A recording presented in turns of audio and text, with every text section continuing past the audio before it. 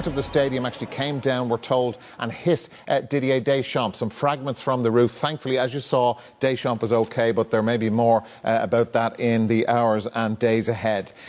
Didi, let's deal with right now and France's win. Any complaints with the result? Germany had a lot of the ball in the second half, but no goal.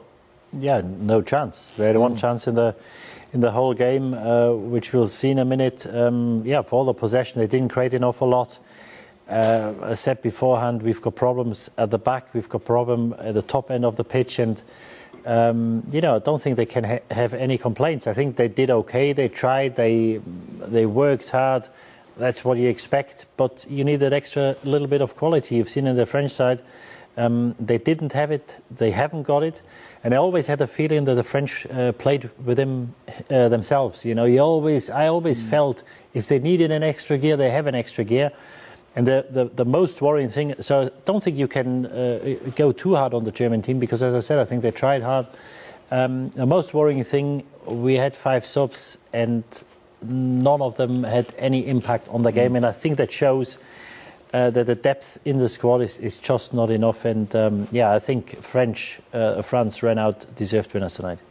Let's have a look at really the only clear-cut opportunity that the Germans managed to create in the second half. Yeah, and if you see what the French had over the 90 minutes, then, you know, they had, I don't know, 55% possession. I think they've been sloppy at times in possession, the Germans. And this was the only chance. Yes, it's a very good chance. It was the only time the French back four looked disorganised.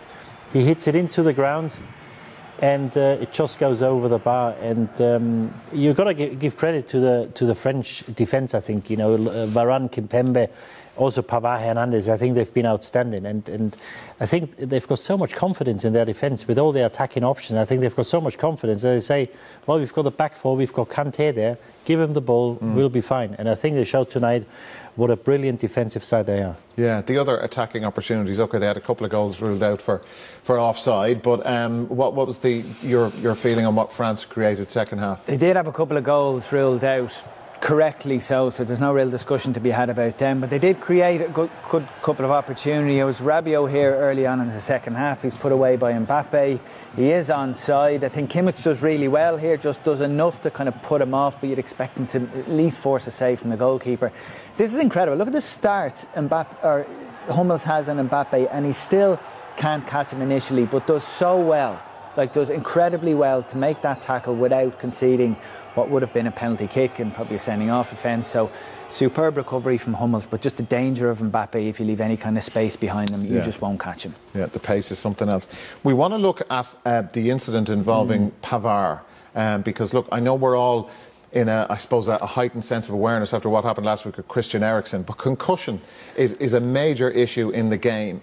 And Pavard, like, were you surprised? Let's look at it. Were you surprised that this guy was able to continue? Well, first of all, he did continue, and we don't know what the discussions were between him and the medics or the other players that were involved. But what we do know is what we see. So Pavard is on the ground at the moment as a result of 2 collisions to his head. The first is he gets a hip, I think, to the face.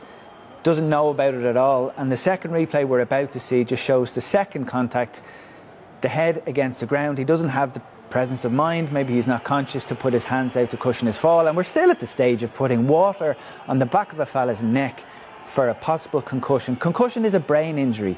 Varane here is chatting away. I hope to God he doesn't feel as if he should have a say in the decision here. Whatever about Pavard having a say in whether he should go on. You're right.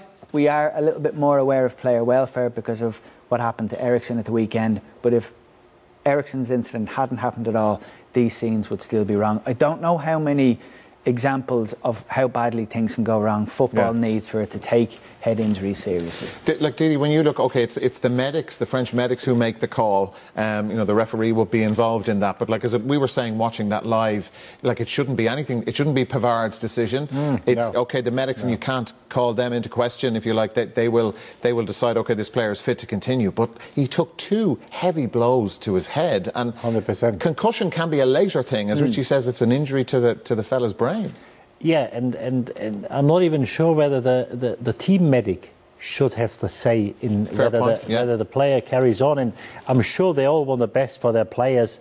But if the player says, listen, hang on a minute, I'm okay, You know, I'm not sure whether he's got the authority to tell him, no, I think you're not right. And we had a player coming off in the World Cup final in 2014, Kramer.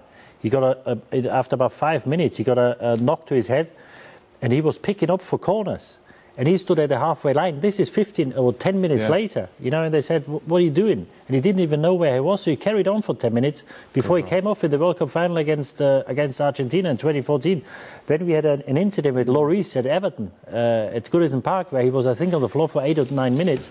And after that, I think there was a big discussion publicly where we say something has to change. And I was very surprised. You need protocol. So you remove it from the strength of personality of a medic or the determination of a player or the importance of the game, all the situational stuff that you might throw in as a factor going, OK, we need to keep this fella on. No, there's a protocol. You just had a couple of wallops to your head. As in rugby.